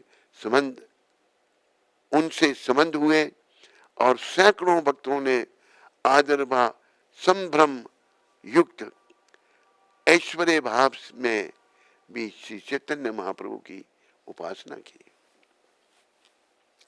श्री गौड़िया वैष्णववाद में इस उत्सव को एक मुख्य उपलब्धि माना गया है। सहस्रों भक्तों को आमंत्रित किया गया, जिनमें नित्यानंद प्रभु एवं अद्वैताचार्य के प्रत्यक्ष शिष्य भी सम्मिलित थे। उस काल में गौड़िया वैष्णववाद में अनेक मतभेद थे। आचार्य रानी जानवा देवी करधा से अपने अनुयायी दल के संग आई। उन्होंने अखिल वैष्णव सभा की अध्यक्षता करते हुए विविध निष्कर्षों का समाधान करके गौड़िया वैष्णव दर्शन को एक धारा में ला दिया। अपूर्वतया इस उत्सव में कीर्तन की अनेक शैलियों को प्रस्तुत करते समय प्रस्तुत किया गया, जिनमें चैतन्य महाप्रभु के महा महिमा गान को श्री कृष्ण के महिमा गान व लीलाओं के संग समन्वित किया गया तथा चूंकि इस स्थान पर इतनी अधिक संख्या में वैष्णव उपस्थित थे, यह खेतुड़ी उत्सव स्वतः ही असाधारण बन गया। यह समस्त गौड़िया वैष्णवों को जोड़ने की दिशा में भी एक महत्वपूर्ण चरण था। श्री नवद्वीप धाम परिक्रमा, उसमें ये वर्णन आ रहा है। श्रील नरोत्तम ठाकुर ने गुरु भक्तगण भक्ति षड गोस्वामियों गौर नितायानंद तथा राधा कृष्ण के विषय में अनेक भजन लिखे, बहुत भजन रचे इन्होंने। यद्यपि ये सरल बंगाली भाषा में सुमधुर सुरों में रचित हैं, नरोत्तम दास के भजन शास्त्रीय सिद्धांत एवं भक्ति प्रबंध प्रेरणा प्रदान करते हैं। शास्त्र के प्रमाण हैं इनके भजन और लोगों को भक्ति की प्रेरणा करते हैं। श्रील प्रभुपाद प्राय ये भजन गाते थे। उन्होंने प्रभुपाद हमारे नरोत्तम ठाकुर के भजनों को गाया करते थे। उन्हें वैदिक शास्त्रों से अभिन्न मानते हुए, ये वैदिक शास्त्र से अलग नहीं है, वे अपने भागवत प्रवचनों में इनके उदाहरण देते थे। गुरु महाराज प्रार्थना एवं प्रेम भक्ति चंद्रिका नरोत्तम की सर्वाधिक प्रसिद्ध कृतियां हैं। प्रार्थना प्रेम भक्ति चंद्रिका ये उनकी बड़ी सर्वाधिक प्रसिद्ध कृतियां हैं, उन्होंने जो लिखे थे। अधोलिखित उदाहरण प्रेम भक्ति चंद्रिका से लिया गया है। राधा एवं कृष्ण जीवन मरण ही मेरा परम गति है, ये ऐसा लिखा उन्होंने। राधा कृष्ण प्राण मोरा युगल किशोर, राधा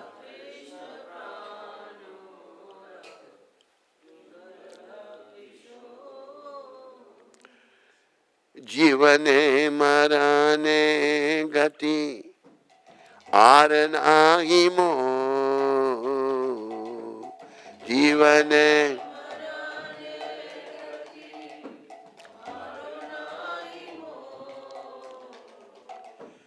राधा कृष्ण प्राण मोरा युगल किशोर, राधा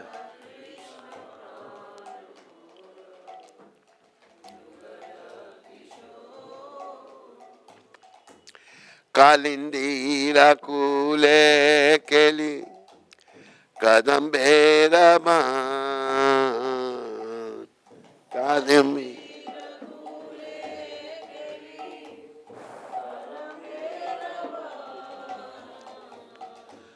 रतना बेदीरा ऊपर बसो बधू जान, रतना बेदीरा ऊपर बसो बधू।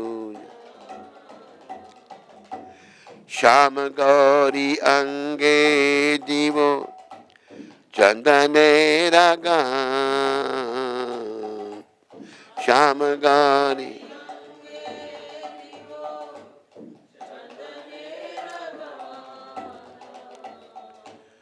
चमरा डोलावो कवे हेरी मुख चंद्र, चमरा हेरी मुख गाठिया माली तीरमाला दीवो दोहारा गाले,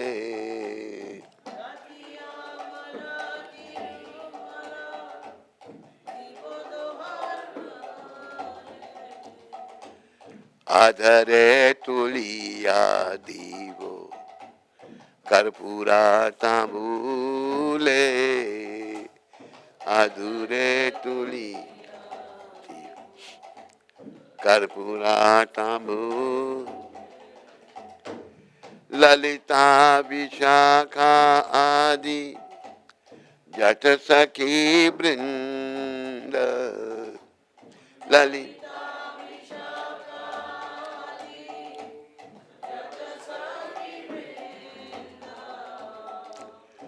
आज्ञा करिब सेवा चरणार वृंद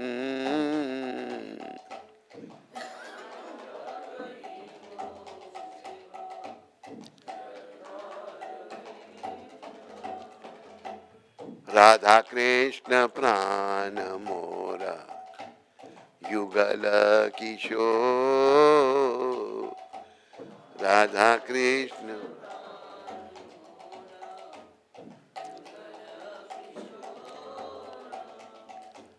जीवने मरने गति आर नाही मोर जीवने मरने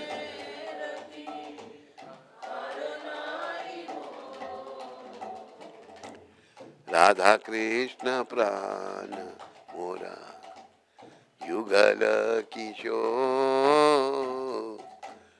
राधा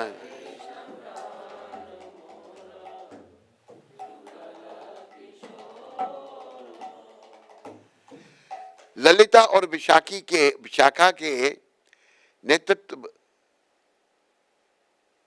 नेतृत्वगत सभी सखियों की आज्ञा से मैं श्री राधा कृष्ण के श्री चरणों की सेवा करूंगा। श्री कृष्ण चैतन्य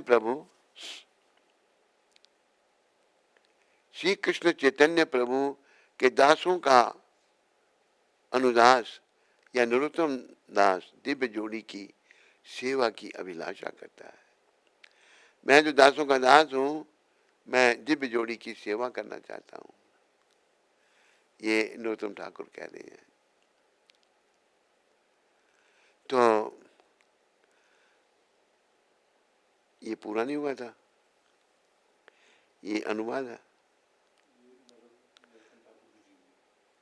अच्छा, बाकी है अभी।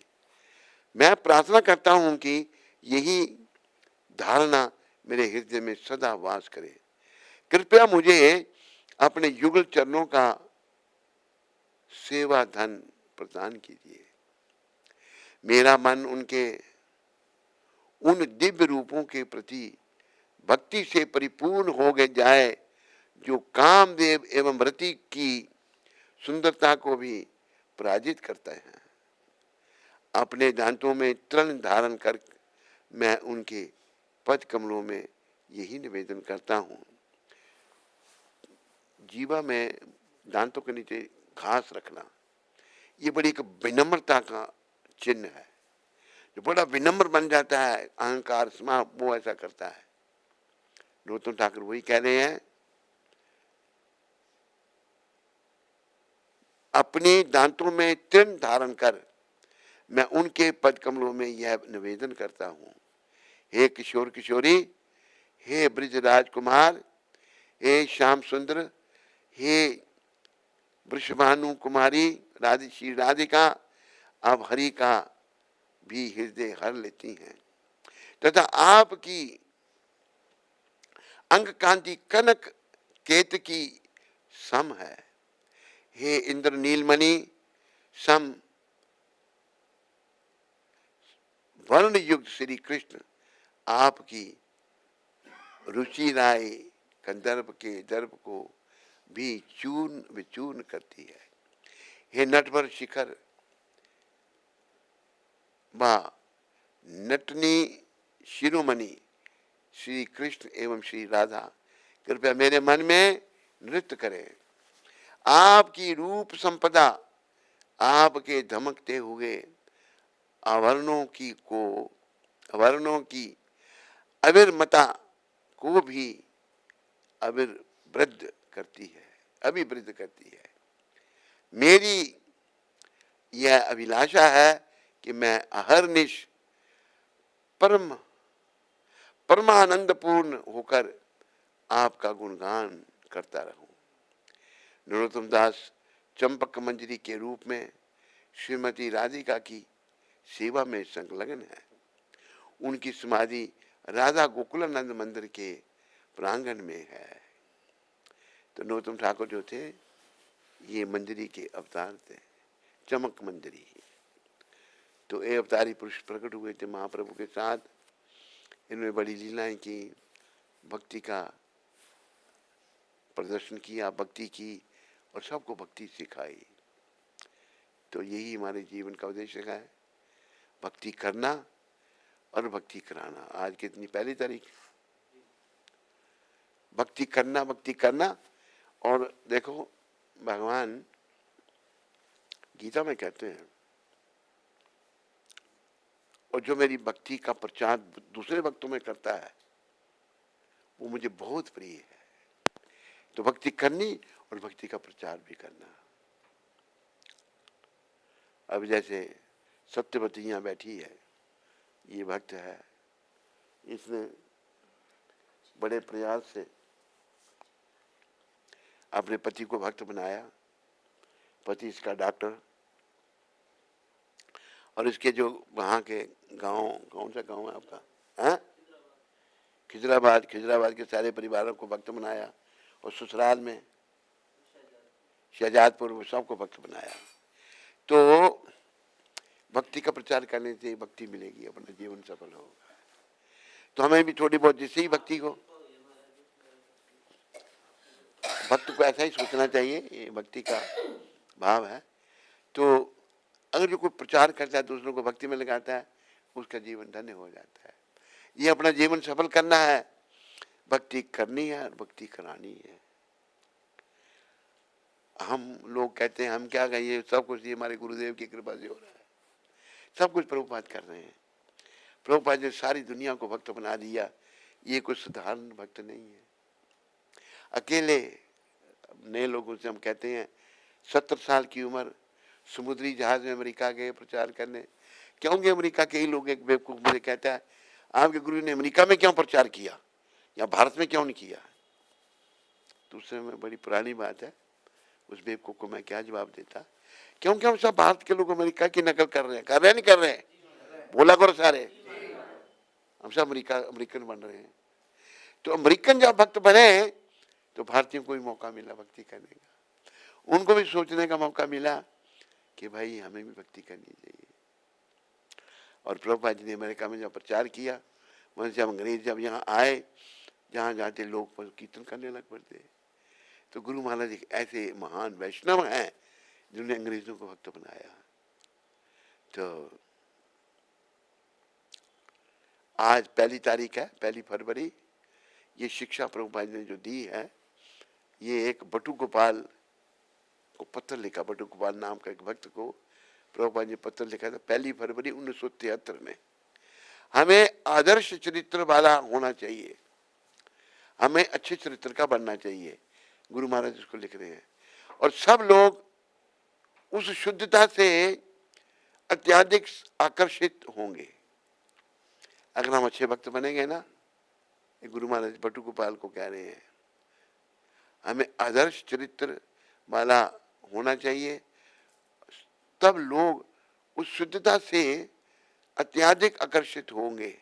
अगर हम शुद्ध बनेंगे तो लोग भी आकर्षित होंगे। एक भक्त दोष रहित होता है, उसमें कोई दोष नहीं, उसमें कोई त्रुटि नहीं रह जाती, कोई दोष नहीं रहता, कोई त्रुटि नहीं रहती। तो बटू गोपाल को जो गुरु महाराज कह रहे हैं, हम सबको एक आदर्श भक्त बनना चाहिए, आदर्श चरित्र वाला भक्त होना चाहिए, और तब लोग उस शुद्धता से अत्यधिक आकर्षित होंगे। एक बालक वो गुरुकुल में पढ़ता था, छुट्टियों में अपने माँ बाप के पास चला जाता। माँ कहती है उसकी, बेटा मैं तेरे को यहीं स्कूल में दाखिल कराऊंगी, उधर क्यों जाता है तू? क्या मुझे नरक में जाना है, नरक जाना है मुझे? माँ का दिमाग ठिकाने आ गया, कहता मैं गुरुकुल में ही पढ़ूंगा। लेकिन बड़े होकर कोई ऐसा फिर दोष आगे आ जाते हैं बच्चों में दोष। घर वाले बच्चों का दोष नहीं देखते, दूसरों के दोष निकालते हैं, उस बेचारे का भक्ति में जीवन खत्म कर दिया। देखो जीवन भक्ति है, और उसमें से चाहे माँ चाहे बाप कोई भी रोकता, बहुत बड़े अपराधी होते हैं, उनको भगवान कभी नहीं मिल सकते, ये याद रखो, उनको नरकों में जाना पड़ता है। देखो प्रहलाद महाराज को उनका बाप भक्ति नहीं करने दे रहा, भगवान ने अवतार लिया नृसिंहदेव का और हिरण्यकशिपु को मारा। प्रहलाद जी का दोष क्या था? उनको जिंदा जलाने की कोशिश की, वो भक्ति करते थे। तो अगर हम भक्त नहीं है ना, तो हमें भक्ति करना अच्छा नहीं लगेगा, पर हम किसी को भक्ति से हटाते हैं, कान खोल कर सुन लो, चाहे कोई भी है वो, उसको नरक में जाना पड़ेगा।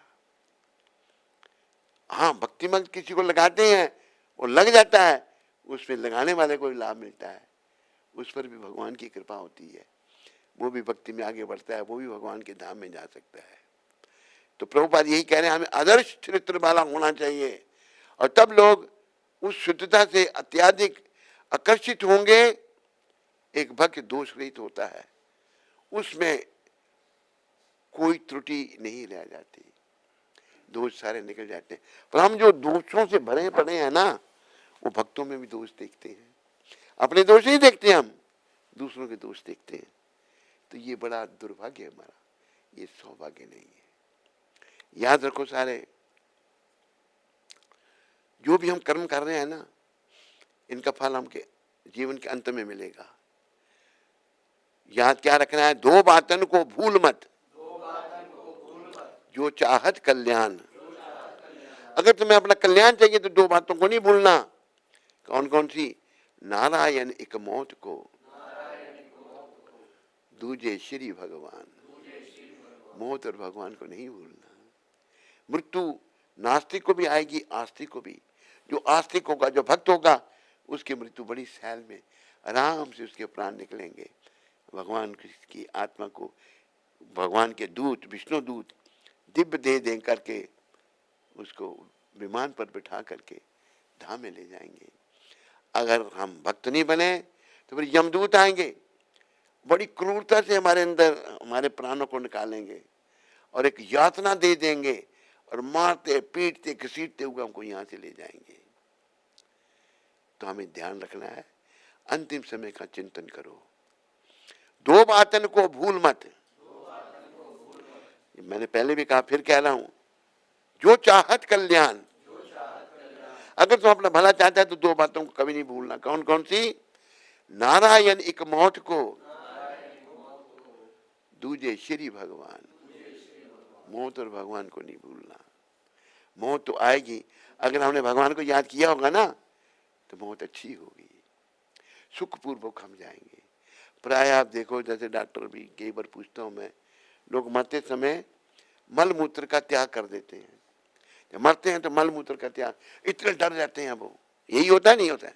हाँ, डॉक्टर बैठा है जिनका 40 साल का डॉक्टरी का अनुभव है। कई लोगों डॉक्टर मरते देखते हैं, लोग मरते हैं, सबको मरना है। अच्छा, डॉक्टर क्या कहता है मरीज को जब दवाई देता है? तो क्या कहता है? I treat God cure. ही नहीं गॉड, ही कौन है? गॉड। मैं इलाज करता हूं पर ठीक करने वाले भगवान है। डॉक्टर एक दवाई एक को देता है, वो ठीक हो जाता है, वही दवाई दूसरे को दी, वो ठीक नहीं हुआ। तो डॉक्टर ने किया या किसने किया? भगवान नहीं करते था। तो हमें इन बातों का ध्यान रखना है। मैं दोहरा रहा हूं, दो बातन को भूल मत, जो चाहत कल्याण। नारायण एक मौत को, दूजे श्री भगवान। मौत और भगवान को मत भूलो। बोलो जगत गुरु शिला प्रभुपाद की, बोलो वृंदावन धाम की। कोई प्रश्न तो नहीं? यहाँ किसी को प्रश्न है तो हाथ खड़ा करके पूछ सकते हैं।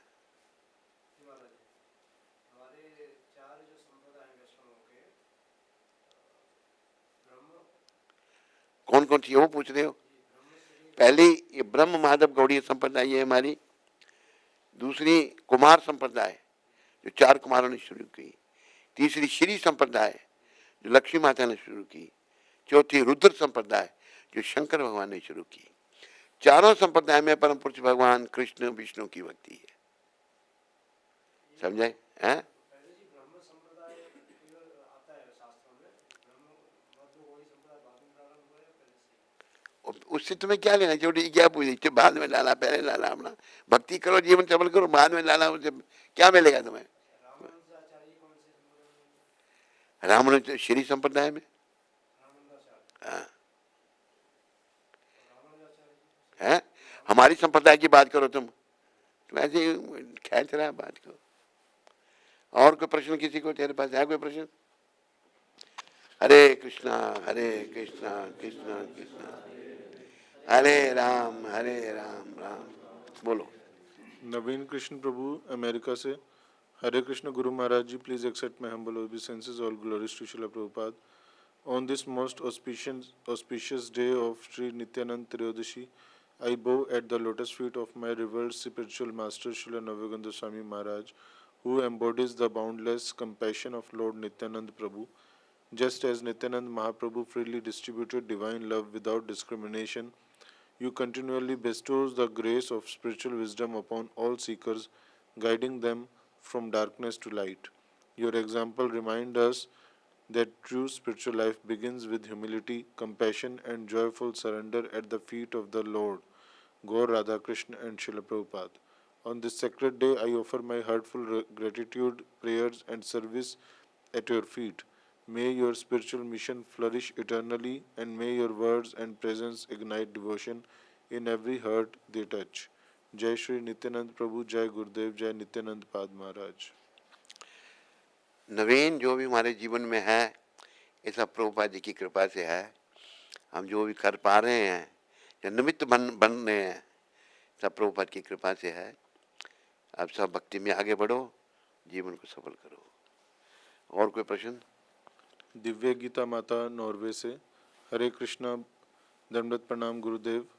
मुझे ये जानने की इच्छा है, भगवान धर्म संस्थापना के लिए पृथ्वी पर आए तो उनके जाने पर कलयुग शुरू हो गया, जो कि बुरा युग माना जाता है, परंतु ईर्ष्या द्वेष तो त्रेता और द्वापर में भी थे, और कलयुग में महान आत्माएं प्रकट हुई।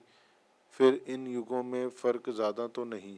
हरे कृष्ण। इन युगों में ज़्यादा फर्क तो नहीं ये कह रहे हैं। देखो ऐसा है, हर युग का अपना अपना कार्य है। कलयुग में जो है, कहा है कि कलयुग में कीर्तन प्रधाना। कलयुग जब आने वाला था, कई ऐसे बातें आती हैं कि एक बार भगवान वेद व्यास, तो शायद सुना भी होगा, ये मैंने पहले भी सुनाया था, पवित्र नदी में स्नान कर रहे थे। कुछ लोग उनको मिलने आए, कुछ भक्त लोग। भगवान वेद व्यास जब नहा के बाहर निकले तो कह रहे हैं, धन कलयुग, धन कलयुग, धन कलयुग। पूछने वाले कहते हैं, महाराज हम तो कुछ और पूछने आपसे आए थे, लेकिन आप ये क्या कह रहे थे, धन कलयुग, धन कलयुग, धन। ये हमारी बात समझ नहीं आई। कलयुग तो बड़ा पाप में युग है। कहते वो ठीक है, पाप बड़े, पर इस युग जैसा कोई युग नहीं होगा, क्योंकि हम इस युग में केवल नाम भगवान का जपते हैं, भगवान की शरणागति हो जाते हैं, तो हमारा कल्याण हो सकता है, हमारा मंगल हो सकता है। इसलिए मैं ऐसा कह रहा हूँ। बाकी युगों में तो कहा है ना कि कोटि कोटि मुनि यत्न कराही, अंतराम मुख आवत नाही। करोड़ों जन्म प्रयास करने पर भी भगवान का नाम जीवा पर नहीं आता था।